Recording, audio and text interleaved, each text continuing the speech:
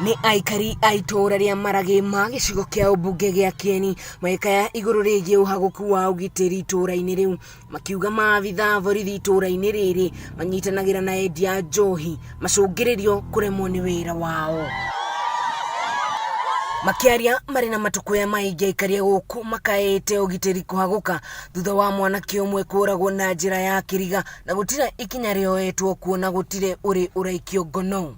Muthenya wa Sunday ari kirabu kiharia na niho manyuaga riu kuuma hau kirabu kiu gitimenyeka kiahingirwo thaa cigana no kiroko akorirwo atari nginya nguo na imwe aringitwo na kiongo gigatumbuka 150 meters kuuma haria kirabu kiri o hau muici wa mugunda ucio na agekirwo maratathi kanua. Oho makiuga njohi nyuagwo mathaa makananie na gutire ikinya maabitha borithi moyagira aria mendagia njohi ino. Wanjiru kendi kirabu guku na tugithika mbugu muthenya wa rucio ri wambugu akorwo athiete Wanjiru akorwo athiete pio twenda kumuingata guku pio alafu tugacoka handu hangi Wanjiru tuigua nginya na kecia mahuraga haro.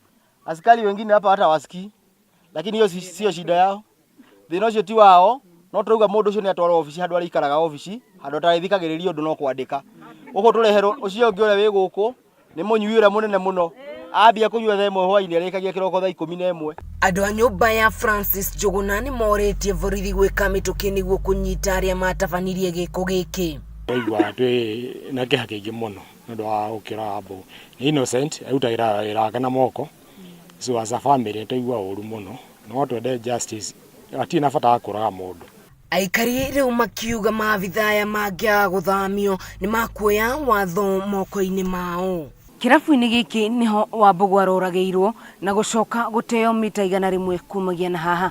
Aikari itura riri magikuwa mutumia uria wendagia kirabu giki makiuga ona tiria mbere ni arumagia arume ta mboco. Ngiribotera Kameme TV kuma itura ria Maragima gicigo kia umbunge gia Kieni kaunti ya Nyeri.